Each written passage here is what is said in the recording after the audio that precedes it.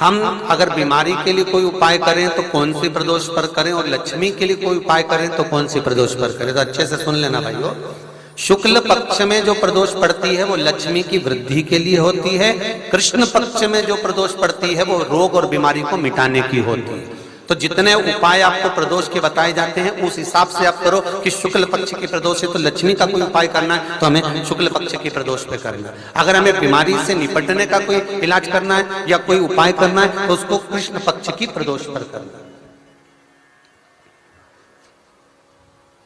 अब शुक्ल पक्ष की प्रदोष, उसकी प्रदोष का दिन था, बैठा हुआ था।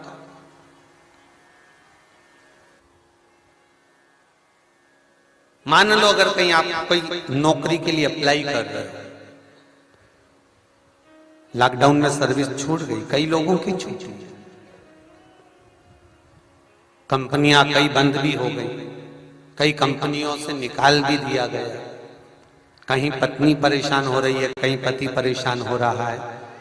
आप कहीं अप्लाई कर रहे हो तो जैसा माता उमा ने प्रदोष काल में, प्रदोष के समय पर, प्रदोष काल के अंतर्गत बेलपत्री का स्मरण किया है, वो बेलपत्र का स्मरण अगर संसार का मनुष्य कर लेता है तो महाराज ब्रह्मवृत्ता पुराण कहती है कि उस जीव का ऐसा कोई कार्य नहीं जो सफल नहीं होता। महाराज मेरा निवेदन रहेगा, किसी एग्जाम में आप बैठ रहे हो, इंटरव्यू के लिए जा रहे हो, किसी कार्य के लिए जा रहे हो, नौकरी नहीं लग रही, सर्विस नहीं लग रही, तो महाराज तांबे के कलश में 11 बेलपत्र को रखा जाए और तांबे के कलश में 11 बेलपत्र रखकर उसमें 11 सफेद पुष्प को डाला जाए।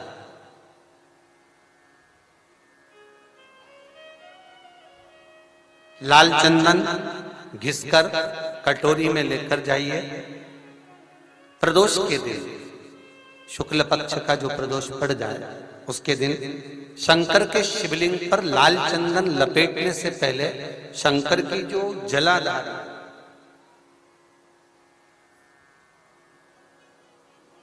महाराज ये शिवलिंग है,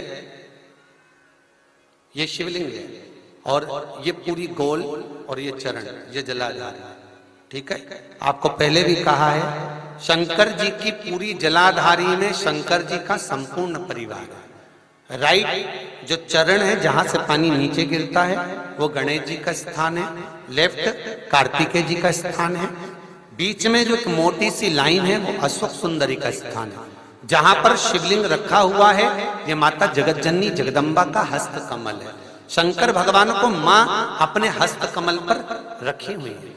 ऊपर से जो बूंद बूंद पानी जलाधारी से नीचे गिर रहा है ये शंकर भगवान की 5 लड़कियां हैं, जया, विषहरा, सामरीबारी, दोतली और देव। ये ऊपर से बूंद बूंद जल क्रीड़ा शंकर जी के साथ में करती हैं। शंकर भगवान का संपूर्ण परिवार जलाधारी में विराजमान है। शिव महापुराण कहती है, माता उमा का चरित्र कहता है, कोई एग्जाम में बैठ रहे हो, कोई कंपटीशन एग्जाम में बैठ रहे हो और चाहते हो कि मेरी नौकरी इसमें लगना ही चाहिए तो लाल चंदन का लेपन आपको इस पूरी जलाधारी पर करना है।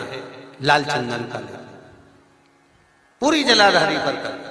और महाराज जी जिस कलश में आपने घर से 11 बेलपत्र और 11 सफेद पुष्प जल के अंदर डालकर लाए हो उसको आप चढ़ाएंगे तो इस तरह से चढ़ाएंगे कि उसका भाग हमें दिखे चढ़ते समय, ऐसे नहीं चढ़ाना, उसको चढ़ाते समय इस तरह से चढ़ाएं कि वो जल का भाग हमारी ओर गिरता हुआ।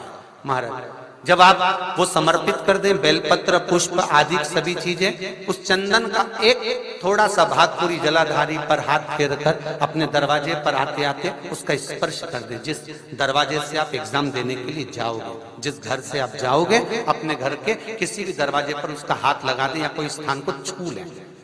जिसको आप दरवाजे को खोलकर दरवाजे को स्पर्श कर कर या दीवार को छूकर या अलमारी को छूकर, जिसको भी छूकर आप जाओगे उसका स्पर्श कर लेना। फिर आपको कुछ नहीं करना है, उमा और महेश ही सब कुछ करेंगे, जो उनको करना है सब साथ।